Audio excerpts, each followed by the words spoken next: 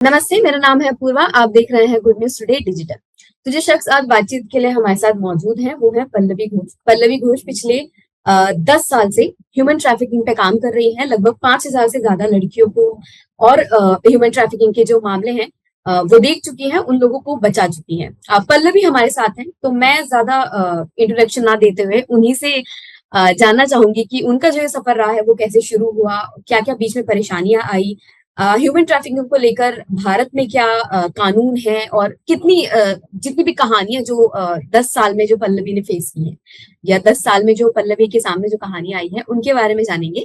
पल्लवी, बहुत बहुत स्वागत है आपका। Thank you Apurva. पहले तो मुझे बुलाने के लिए थैंक यू। ये जो टॉपिक है ह्यूमन ट्रैफिकिंग, ये इतना क्या बोलूं सेंसिटिव है और इतना हीनियस है। मतलब ये इसके बारे में एक तो पहली बात है, लोग जानते नहीं है। बहुत लोग नहीं जानते, कोई भी नहीं जानता है, इवन मुझे भी नहीं पता था।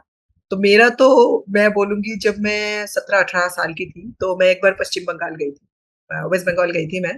और मैंने देखा कि एक आदमी एक गांव में घूम रहा है और वो अपने बेटी को ढूंढ रहे थे। तो उन्होंने मुझे पूछा कि मेरी बेटी नहीं मिल रही है, क्या आप कोई मदद कर सकते हो? तो मैं छोटी थी बहुत, 17-18 साल, मुझे नहीं पता था वो क्या बोल रहे हैं। तो मैंने सोचा क्या बोल रहे हैं ये। तो वो बोल रहे थे कि वो थाने में गए और उन्होंने थाने में बोली। और आपको भी पता है कि थाने में कॉन्सेप्ट क्या होता है। आपके अगर घर में कोई मिसिंग होता है तो थानेदार बोलते हैं, अरे किसी के किसी लड़के के साथ चली गई होगी, किसी रिश्तेदार के साथ चले गए होंगे। मतलब डिले करते हैं वो लोग। तो उनको ऐसा बोला गया थाने में। और आज से सोचिए, अभी मैं 32-33 की हूँ, लाइक तो आप सोचिए कि कितने साल पुराना बात है। Like 17-18, like another 17, not 17, like may be 15 years पुरानी बात है। उस टाइम पे इतना अवेयरनेस भी नहीं था, लोगों को पता भी नहीं था। तो ये सब था। तो वो चीज ना मुझे स्ट्राइक कर गई। फिर मैंने कुछ नहीं किया। मुझे पता भी नहीं था मैं क्या करूं। मैं ऐसे ही मतलब रैंडमली लोगों से बात करने लगी। और बात करने के लिए भी आप डायरेक्टली पूछ नहीं सकते लड़की कहाँ गायब है। तो मैं ऐसे ही पूछने लगी, ये फैमिली कैसी है, कहाँ से बिलोंग करती है, कैसे ये बच्ची है वो। बहुत बातचीत करने के बाद, क्योंकि मैं वहां घूमने गई थी, बहुत बातचीत करने के बाद मुझे पता लगा कि ये लड़की किसी आदमी के साथ बात करती थी, जो आदमी बाहर से आया हुआ था और उसने उस लड़की के साथ दोस्ती कर ली थी। फिर ऐसा मुझे पता चला। पता चलने के बाद फिर किसी ने बोला कि उस आदमी के साथ एक लड़की चली गई थी। फिर मुझे पता चला कि उस लड़की के साथ ये आदमी चली गई थी। तो मैंने किसी को पूछा, इस आदमी का हुलिया, थोड़ा हुलिया बताओ। कोई नहीं बता पाया उसका हुलिया। ये सरप्राइजिंग चीज था। एक गांव में एक आदमी घूमता है जो कि लड़कियों से दोस्ती वोस्ती करता है, लड़कियों को कहीं ले जाता है। कोई नहीं हुलिया बता पाया। ठीक है। फिर उसके बाद आई थिंक 5 इयर्स 6 इयर्स मैंने अपना मास्टर्स कंप्लीट किया।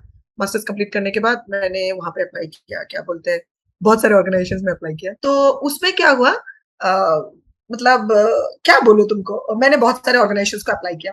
उसमें से एक ऑर्गेनाइजेशन ने मुझे हायर कर लिया। हायर क्यों किया?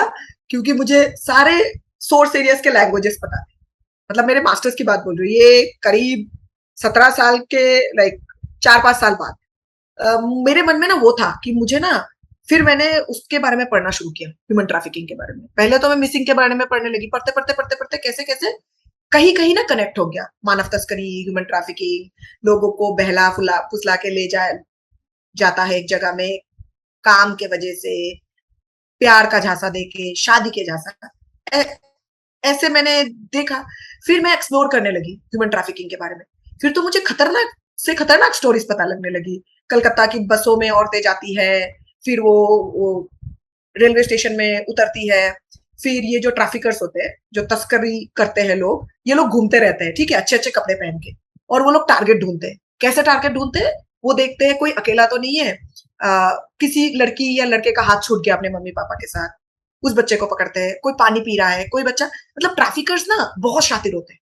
वो ऑब्जर्व करता है कौन कौन वल्नरेबल है, किसके साथ कोई है नहीं, ऐसे करके। और कलकत्ता, आप शायद कलकत्ता गए होंगे, हावड़ा स्टेशन वो अंग्रेजों के जमानों का स्टेशन है, आपको पता है। हावड़ा स्टेशन में तो आप अगर खो जाओ तो बहुत डर, मतलब बहुत ज्यादा ही डरावना, मतलब it's a big station, huge station है। और उसमें मतलब ट्रैफिकिंग होना बहुत कॉमन बात है।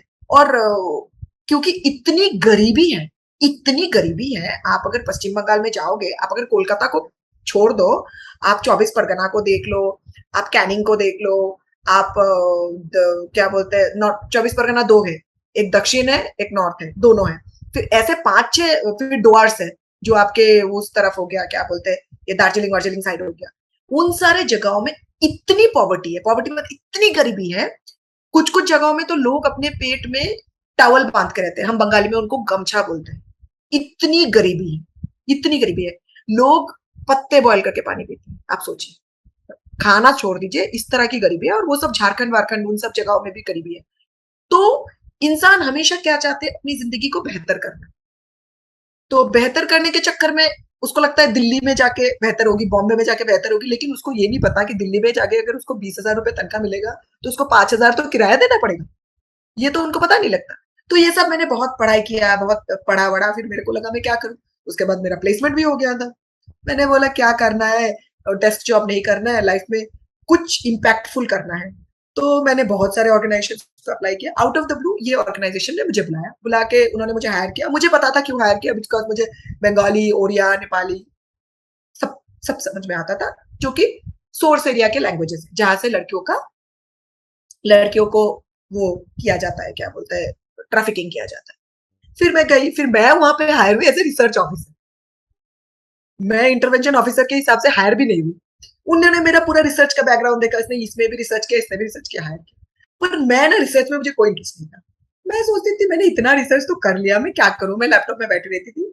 मतलब 2 महीने 1 महीने बाद कोई और एक इंटरवेंशन ऑफिसर था ऑलरेडी, जो कि रेड रेस्क्यू में जाता था। एक रेड में उन्होंने मुझे भेज दिया, और वो रेड मैंने सब कुछ खुद से कर लिया, ठीक है? इसके बाद इनको लगा इसी को भेजते हैं। और क्यों भेजते थे? क्योंकि मैं क्या करती थी, मैं सारा काम खुद करती थी। जैसे पुलिस रिपोर्ट का होता है, जब आपको कोई लड़की मिलती है तो आप 161 स्टेटमेंट लिखते हो, 161, वो भी मैं कर पुलिस को हेल्प कर देती थी। और मेरा ना रैपो अच्छा था, like I am quite of ना, मेरा मेरा ये एक कैरेक्टरिस्टिक नेचर है कि मैं बहुत एक्सट्रोवर्ट हूँ। मैं लोगों के साथ फ्रेंडली हो जाती हूँ, बात बहुत कर लेती हूँ। तो पुलिस के साथ मेरी बहुत फ्रेंडली हो जाती थी, तो पुलिस मेरे को बहुत हेल्प करती थी। सिमिलर वे ट्रैफिकर से भी मैं थोड़ा, हाँ जी मैं इधर से हूँ, मैं मुझे ये नंबर है, मुझे ये चाहिए, मैं आपके रिश्तेदार हूँ, ऐसे करके जो बातचीत होती है ना, वो लियोर में कर लेती थी। और आपको भी पता है ट्रैफिकर्स लोग कौन लोग होते हैं, जिनको लड़के उसके साथ बात करना वरना लाइक दे लाइक इट। तो इस तरह के मैं करती थी। फिर कॉल रिकॉर्ड्स भी, टावर लोकेशन, ये सब रेकी भी करते थे। ऐसे कर करके मैंने रेड करना शुरू किया। तो जैसे ही मैंने ये सब रेड करना शुरू किया, तो ऐसा हो गया कि लाइक हर दिन अब हो गया। आज राजस्थान जा रही हूँ, कल हरियाणा जा रही हूँ, परसों इधर जा रही हूँ, और जा रही हूँ क्या, मतलब फोर्स्ड मैरिज, जबरन शादी। मतलब प्रोस्टिट्यूशन तो छोड़ दो, मतलब इतनी जबरन शादी मैंने देखा पूरा हरियाणा और राजस्थान में। मैं रात को आके सिर्फ अपने सर पे हाथ रख के सोचती थी, भाई इतने कैसे हो सकते थे? हरियाणा में ऐसे-ऐसे पूरा गाँव है, मतलब सिवानी बोल दूँ, नारवाना बोल दूँ, भिवानी बोल दूँ, जींद बोल दूँ, ये सारे नरेला, मतलब जो इंटीरियर है, मेवात बोल दूँ। आप बिलीव नहीं करोगे, ऐसे-ऐसे गाँव हैं जहाँ पे पूरे-पूरे गाँव में सिर्फ बंगाली लड़की, पूरे-पूरे गाँव में। बिकॉज़ उन्होंने इतना ज़्यादा भ्रूण हत्या किया है ना फीमेल फीटिसाइड। इस वजह से क्या हुआ है, लड़की और लड़कों के रेशियो बहुत कम हो गए, ठीक है? अब हरियाणा में एक नया कॉन्सेप्ट भी है कि अगर आपके पास नौकरी है, लेकिन आपके पास ज़मीन नहीं है, तो अपनी बेटी को कोई आपसे शादी नहीं करवाएगा। ये एक है उनका। तो यही यहाँ पे भी मेरे लिए एक चैलेंज था। मैं सोचती थी जहाँ पे हरियाणा में कोई अलग कास्ट के लोग शादी नहीं कर सकते, जैसे जाट गुर्जर हो गए, लाइक नहीं कर सकते, बहुत ज्यादा ऑनर किलिंग होती है, आपको पता है। वहीं पे एक पश्चिम बंगाल की एक मुसलमान लड़की, उसको आप, जो कि 16 की है, जो कि 15 की है, उसको लाके आप हरियाणा में किसी 40-50 साल के आदमी के साथ शादी करते हो, तब आपका धर्म कहा जाता है। समझ रहे हो ना? तब आप सोचते हो कि आपको अपना फ्यूचर जनरेशन बढ़ाना है। तो इस तरह से मैं फिर देखती गई, और वहां पे बिलीव मी, मतलब अपूर्वा, अगर मुझे भी रखा जाए, मैं भी कभी भाग नहीं पाऊंगी। पूरे खेत सिर्फ कपास के होते थे, और पानी 50-50, 60-60 किलोमीटर। तो वहां से कोई लड़की कैसे भागेगी? तो ये सिचुएशन है। अच्छा पल्लवी, आप पिछले 10 साल से काम कर रही हैं। आपने जो भी थोड़ा बहुत जो भी हमें हाइलाइट्स दिए हैं, वो बहुत ऐसे क्विक दे दिए हैं, लेकिन सफर बहुत लंबा रहा होगा, बहुत मुश्किल रहा होगा, एक एक ग्रेड बहुत मुश्किल रही होगी, मेंटली भी, इमोशनली भी, और सामने से भी, कि किसी लड़की को निकालना, किसी बच्चे को निकालना। तो आपके हिसाब से मतलब आपके पॉइंट ऑफ व्यू से कितना मुश्किल रहा है? कोई ऐसा इंसिडेंट जब आपको लगा हो कि यार ये तो नहीं हो पाएगी, मतलब ये पूरी नहीं हो पाएगी, ये जो केस है इसको मैं नहीं सुलझा पाऊंगी, कभी ऐसा कुछ आया है लो पॉइंट आपका? हाँ, हाँ, आया है। एक केस था जिसमें एक लड़की मिसिंग थी। 6-7 साल से ही मिसिंग थी। वो ट्रैफिक्ड हो गई थी अपने घर से। उसके पिताजी, मुझे अभी भी याद है, वो हर दिन आते थे। वो हर दिन आते थे हमारे ऑफिस में। मेरे जो प्रोग्राम डायरेक्टर है उनसे बैठ के बात करते थे। इतना हमने छानबीन की। उसके फादर ने, पता नहीं, ऐसे कोई ऑर्गेनाइजेशन नहीं है जिनके साथ उसके फादर ने रेड नहीं किया। सोचो, 6 साल, इतना। फाइनली वो लड़की बॉम्बे से रेस्क्यू हुई थी, लेकिन हमारे साथ नहीं रेस्क्यू हुई थी। वो केस, मतलब उसने मुझे हिला के रख दिया था। एक तो वो केस, और ऊपर से बहुत बहुत बहुत कष्ट रहा है। मतलब फिजिकली, मेंटली। मेंटली तो बहुत ज्यादा बर्नआउट हुआ है। घंटों घंटे थाने में बैठना, वेट करना कि कब आ, आएंगे और कब पुलिस, बिकॉज पुलिस के बिना तो मैं जा नहीं सकती। Red light area illegal area है, मैं कैसे जाऊं? मेरे को पुलिस का हेल्प लेना पड़ेगा। लड़की ढूंढने के लिए नहीं, वो तो मैं ढूंढूंगी, लेकिन मुझे सिक्योरिटी देने के लिए एक। दूसरा, हॉस्पिटल्स में, इतना मैं हॉस्पिटल्स में रुकी हूं ना, मतलब एमएलसी कराने के लिए। जब लड़की का रेस्क्यू होता है, उनका जो पूरा मेडिकल एग्जामिनेशन होता है, गायनी एग्जामिनेशन के लिए, आप बिलीव नहीं करोगे, मतलब चप्पल घिसने की बात तो है, तो ऐसा रूह कांप जाता था। मतलब इतना देर आप हॉस्पिटल्स में। सोचो, आपने एक साथ 15 लड़कियों को रेस्क्यू किया है। एक लड़की का एमएलसी करने में 4 घंटा लगता है। सोचो, आप 15 लड़कियों का रेस्क्यू करने में कितना लगेगा। मैं एक लड़की को, मतलब एक केस में तो इतना, मैं, मतलब वो केस मेरे लिए एक हार जाने वाली बात थी। वो अभी भी कोर्ट में चल रहा है। मेरे कलीग ने उसको रेस्क्यू किया था। वो लड़की अभी भी, हमें नहीं पता वो लड़की कहाँ है। वो लड़की वो हो गई थी, हॉस्टाइल हो गई थी। मतलब रेप केस था एक, बहुत बड़े एरिया का केस था। वो लड़की, उस लड़की ने बोल दिया था कि उसके साथ ऐसा रेप वेप हुआ नहीं है। जो इंसान इन्वॉल्व था वो भी कभी काफी इन्फ्लुएंशियल आदमी थे, और वो असम की लड़की थी। मैं भी असम से हूँ। 2013 में हमने वो लड़की रेस्क्यू किया था। उसको हमने एक शेल्टर होम में रखा था। वो लड़की अभी भी गायब, अभी भी गायब है। नहीं पता, हमने रेस्क्यू किया था, मेरे कलीग ने रेस्क्यू किया था, फिर फॉलो अप सारे मैंने ही किया था। उस केस में भी हमारे ऊपर केस वेस हो गए थे, बहुत कुछ हो गया था। वो लड़की, ये तो, वो तो बहुत सैड है। और बहुत सारे केसेस है। मैक्सिमम लड़कियों को तो मैंने कबर्ड से तोड़ के निकाला, टनल तोड़ के निकाला। एक लड़की का केस मैं मेंशन करना चाहती हूँ। अगर मैं 2-3 घंटा और लेट जाती तो वो लड़की शायद मर जाती। वो बहुत बहुत बड़ा केस था वो। अ, हर चैनल ने कवर किया था, एएफपी, बीबीसी, एवरीबॉडी। उस लड़की को मैं बताना नहीं चाहती, आपको ट्रिगर हो जाएगा, जो लोग सुनेंगे वो भी ट्रिगर हो जाएंगे। बस इतना बताना चाहूंगी, 16 साल की लड़की थी। जब उसको मैं रेस्क्यू की, तो वो, जब मैं हॉस्पिटल गई सफदरजंग उस लड़की को लेके, लोग सोच रहे थे कि वो 60 साल की औरत है। मतलब आप सोचो उस लड़की के साथ किस तरह का वायलेंस हुआ था। उस लड़की, उस बच्ची के बॉडी में, उस बॉडी के, बच्ची के बॉडी के एक भी ऐसे पार्ट नहीं थे जो डैमेज नहीं थे। Entire body from head to to.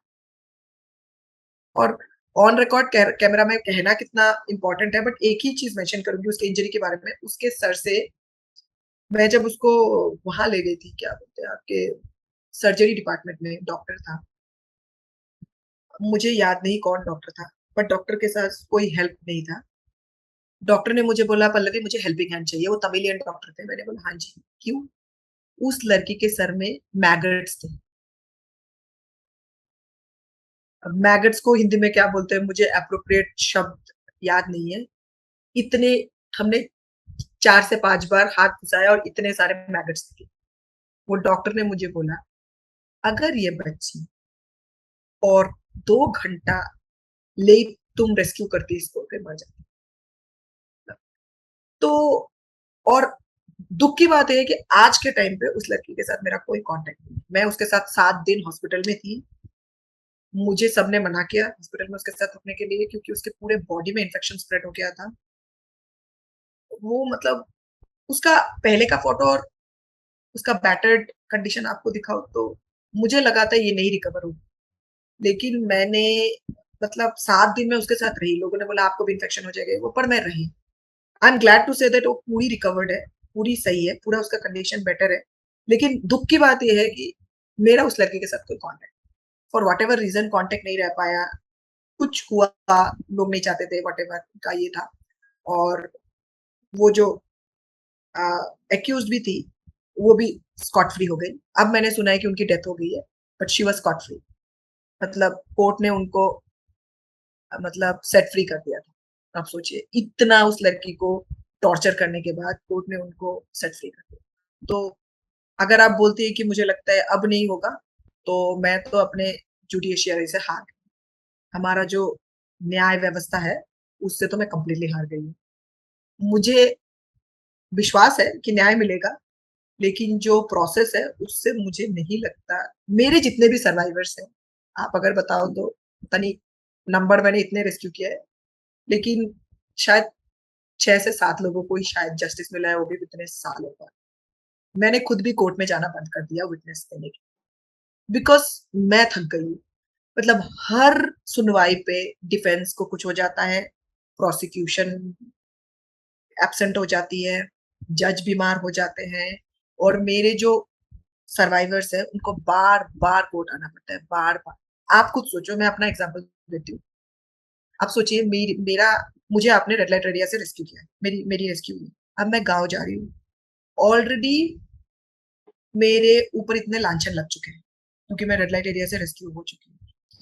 उसके बाद पुलिस आती है, भारतवर्ष में हो या फिर पूरे दुनिया में, कहीं पे भी पुलिस अगर घर में आती है, तो लोग उसको अच्छे सेंस में तो कभी नहीं देखते, बुरे सेंस में देखते हैं। आप सोचिए, बच्ची रेस्क्यू होती है, उसके घर में पुलिस जाती है कागज लेके, गाँव वाले शुरू हो जाते हैं। वो सब छोड़ के, सबको समझा-बुझा के लड़की कोर्ट आती है, फिर कोर्ट बुलाती है उसको दोबारा। बार-बार कोर्ट बुलाती है, बार-बार। रिलिविंग द मेमोरीज़, मतलब जो होता है ना, जो ट्रॉमा वो गुज़र चुकी है, उसको कोर्ट बार-बार उससे सुनना चाहती है। पहले पुलिस थाने में, फिर मेट्रोपॉलिटन मजिस्ट्रेट के थाने में, फिर बार-बार विटनेस में। यार इंसान भूलना चाहता है ये सब चीज़ें को, वो रिमेंबर नहीं करना चाहता। तो इस मैटर में तो बोलूँगी मैं हार, हमारे जो न्याय व्यवस्था है इसमें तो मैं पूरी हार गई। तो इसमें मुझे लगता है कि यहाँ पे पता नहीं क्या होगा, कितना हम आगे जाएँगे, लेकिन मैक्सिमम लोगों को न्याय मैंने न्याय मिलते हुए नहीं देखा है। फॉर व्हाटएवर रीज़न न्याय नहीं मिलता लोगों को और ये बहुत दुःख की बात है। अच्छा, कोई मतलब आपको कोई पैटर्न नजर आता है इसमें कि या फिर बहुत बहुत रैंडम है ह्यूमन ट्रैफिकिंग, या फिर कोई पैटर्न है पैटर्न है? देखो, पैटर्न है। देखो अ, सोर्स में लोग होंगे, सोर्स मतलब जैसे मैं आपको एग्ज़ाम्पल दूँ पश्चिम बंगाल हो गया आपका सोर्स। ट्रांज़िट हो गया जिस रास्ते से आते हैं, चाहे वो अ, क्या बोलते हैं किसी बोट से आए, चाहे वो ट्रेन से आए, चाहे वो फ्लाइट से आए, वो हो गया ट्रांज़िट, किस रूट से आएँगे और एक होता है डेस्टिनेशन, दिल्ली, बॉम्बे, बैंगलोर ये सब। पैटर्न इसलिए होता है, सब लोग का एक ही तरीका होता है, 3-4 तरीके होते हैं। एक होता है फ़ोन करके, जैसे मेरे पास 10 नंबर है, मैंने 10 नंबर में फ़ोन करनी है। अब हम लोग की आदत होती है, अब मैं और तुम एडुकेटेड है, कोई फ़ोन करेगा रॉन्ग नंबर रख देंगे। जो लोग गाँव से हैं, वो लोग रॉन्ग नंबर बोल के रखते नहीं है कभी-कभी। कुछ लोग रख देते हैं, कुछ लोग डेली-डेली फ़ोन आता है तो दोस्ती बन जाती है, लोग ल्योर करते हैं, ये एक तरीका है। दूसरा तरीका है सोशल मीडिया, फेसबुक में फ्रेंडशिप करना, ओह! तुम कितनी सुंदर हो। देखिए जनरली ये उन लोग के साथ भी होता है जिनके पास बहुत कॉम्प्लेक्स है कि वो दिखने में अच्छे नहीं है, उनके घर में उनको कोई पसंद नहीं करता, उनका रंग सांवला है, तो उनको अगर फेसबुक में कोई बोले यार तुम बहुत अच्छी लगती हो, तो उसको तो नहीं पता वो अगला बंदा क्या है।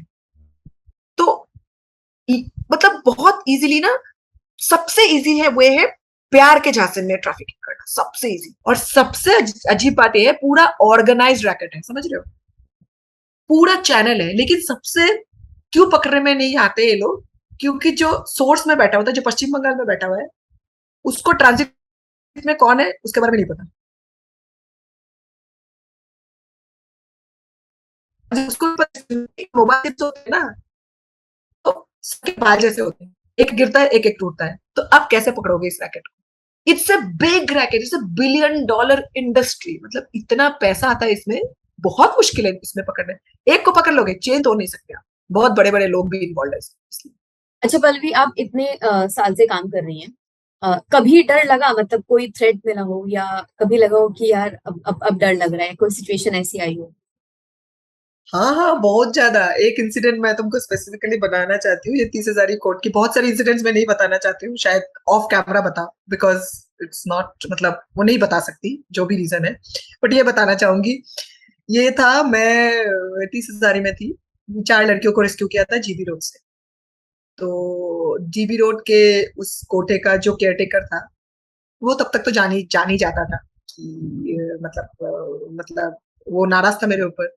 बहुत फ़ोन आते थे, बहुत फ़ोन आते थे। बहुत बोलते थे, "क्या कर रहे हो मैडम? छोड़ दो, उम, घर बनवा लेना।" मैंने कभी किसी को नहीं बताया, आपको बता रही हूँ पहली बार क्योंकि सब बोलते थे कि आप कोठी खरीद लेना, ये खरीद लेना, मतलब बहुत लियोर करते थे आपको। एक ऐसा भी टाइम आता था कि हम कमला मार्केट थाना जो है जीबी रोड के, कमला मार्केट थाना में जाते थे और पूरे जीबी रोड से बंगाली लड़की गायब। क्योंकि उनको लगता था मैं आई हूँ मतलब बंगाली लड़की रेस्क्यू करूँगी। तो मैं क्या करती थी, जो पेरेंट्स होती थी लड़कियों की, तो बंगाली में लोग व्हाइट और रेड चूड़ी पहनते हैं, जिसको हम शाखा पोला बोलते थे। तो लड़की के मदर को कभी नहीं ले जाते थे, मतलब इनिशियली। लेकिन उसके बाद तो ऐसा होता था कि कमला मार्केट थाने में गए और बंगाली लड़की गायब। पूरे पूरे जीबी रोड में बंगाली लड़की है ही नहीं, मतलब जो ऐसा ऐसा भी होता था। तो ये तो हम 4 लड़कियों को रेस्क्यू करके गए कोर्ट में। नेक्स्ट दिन प्रेजेंटेशन था उनका मेट्रोपॉलिटन मजिस्ट्रेट के सामने। वो घूम रहा था, वो बंदा केयरटेकर घूम रहा था। उसने चाकू दिखाई, पता है, कोर्ट में, ओपन कोर्ट में, मतलब मैंने देखा, किसी ने नहीं देखा, मैंने देखा। फिर मैंने कंप्लेन किया था, फिर पुलिस आ गई थी एंड ऑल दैट। ये तो बहुत कॉमन था। मैं तो कभी आपको बताऊं, बहुत धमकी मिले हैं, बहुत, मतलब फोन में बोलिए। मैंने कभी अपने जिस संस्था के साथ मैं काम करती थी, मैंने उनको कभी नहीं बताया। आज आपको बता रही हूँ, मैंने उनको कभी नहीं बताया कि मुझे धमकी मिलती थी, मुझे फ़ोन आती थी। मैंने कभी नहीं बताया। वो मेरा चॉइस था नहीं बताना, क्योंकि मुझे इसमें काम करना था और मुझे पता था कि अगर मैं बताऊँगी तो इसमें काम, मतलब I will not be able to continue working. एक व्हीकल मैं नहीं लेती थी। बस, ट्रेन नहीं बोलूँगी, बस, रिक्शा, ऑटो, ऐसे कर करके। फिर अपने घरवालों को कभी पब्लिक नहीं करती थी। कभी नहीं शेयर करती थी घर में कौन-कौन है, क्या है, बिकॉज़ आज भी मैं चाहूँ तो किताब लिख सकती हूँ। बहुत, बहुत अंदर की बातें पता है मुझे, बहुत, बहुत अंदर की बातें पता है। मैं आज चाहूँ तो मैं किताब लिख सकती हूँ। मैं सिर्फ़ बहुत सारी चीज़ें इसलिए रिवील नहीं करना चाहती, उसके पीछे सिर्फ़ एक कारण है, क्योंकि मुझे कोई कुछ कर देगा, मुझे कोई फ़र्क, बट आई वांट, मैं अपनी फैमिली को हार्म होते हुए नहीं देख सकती। सो इस वज़ह से आप बोल सकते हैं बहुत सारी चीज़ें मैं नहीं बता पाती, कई मतलब चैलेंज है मेरा ये। अच्छा पल्लवी, एनसीआरबी का डेटा रिलीज हुआ है जिसमें उन्होंने करीब 2100-2200 लोगों को बताया है कि इतना डेटा है 2021 का। 27% उन लोगों ने बताया है कि जो मामले हैं वो बड़े हैं। आपके हिसाब से ये जो डेटा है, मतलब आपका कितना अनुमान है? ये पूरा फेक डेटा है। आप खुद चले जाओ ये सब एरियाज़ में, बिहार, झारखंड, छत्तीसगढ़ में, आपको पता चलेगा अनरिकॉर्डेड में कितने हैं। मेरे टाइम पे तो मैं देखती थी कि 500 बच्चे ट्रैफिक हो रहे हैं, दिन में। मैं सुनती थी, मुझे लोग बोलते थे। अब मुझे नहीं पता कितना सच है, कितना गलत है, विदाउट प्रूफ मैं नहीं बताऊँगी। लेकिन आप बिलीव करोगे, ऐसा हो सकता है? एक एक ही गाँव से, मेरे घर से बच्चा ट्रैफिक्ड है, मेरे बगल वाले घर के बच्चे से एक ऐसा गाँव में गई थी मैं पश्चिम बंगाल में, मेरा जब पहला ऑर्गनाइज़ेशन मैंने छोड़ दिया, पूरे गाँव से करीब 30 बच्चे गायब हैं, एक ही गाँव से। गाँव के बाहर एक कागज में लिखा है मानव तस्करी एक घिनौना अपराध है, फिर भी उस घर से बच्चा ट्रैफिक हो रहा है। तो क्या बोलोगे आप? और एक बात जो आपको बताना चाहती हूँ, पश्चिम बंगाल, उड़ीसा, इन सब जगहों से बच्चों की ट्रैफिकिंग होती है प्रोस्टिट्यूशन की वजह से, वेश्या व्यापार के लिए, या असम से होता है जबरन शादी के लिए। बिहार, झारखंड, छत्तीसगढ़ से सिर्फ मजदूरी के लिए होती है, क्योंकि मार्केट में ये है कि जो काम करने वाले लोग हैं ना, उनका हाथ मोटा होना चाहिए, सख्त होना चाहिए। दिखने में अच्छे नहीं होने से चलेगा। लेकिन जो ये जब एरिया है, वहाँ पे लड़कियों के हाथ सॉफ्ट होते हैं, मतलब स्किन का लस्टर होता है। और सबसे बड़ी बात, मेघालय, मणिपुर, नागालैंड, इन सब जगहों से लड़कियों को लाया जाता है, ग्रूमिंग करके इनको इंटरनेशनल मार्केट में मलेशियन, कोरियन, चाइनीज, जापानीज करके बेचा जाता है 5 टाइम्स रेट पे। दिल्ली में एक ऐसा जगह है जहाँ पे प्रॉपर बोलते हैं ना, वो जैसे आप क्या बोलते हैं, चाय की बिडिंग, वैसे लड़की और लड़कों का वो होता है प्रॉपर बिड, मतलब ऐसे आपको पतले मेट चाहिए, आपको मोटे मेट चाहिए, मेला होता है, मेला झारखंड का एक मेला होता है, लाइक आपको ऐसे मेट चाहिए, वैसे मेट चाहिए, आप चूज कर सकते हो, मेनू में होता है ना खाने जैसा वैसा। कि आपके हिसाब से अभी सब इमिडिएट जो जहां जहां हमें काम करने की जरूरत है, वो कौन सा फील्ड है, या वो कौन सा काम है जो अ, मतलब जिसके बगैर काम ही नहीं चल पाएगा, वो होना चाहिए? आई थिंक सबसे बड़ी बात है नेटवर्किंग। सारे जो ऑर्गेनाइजेशन है ना वो अपने आप में काम करते हैं।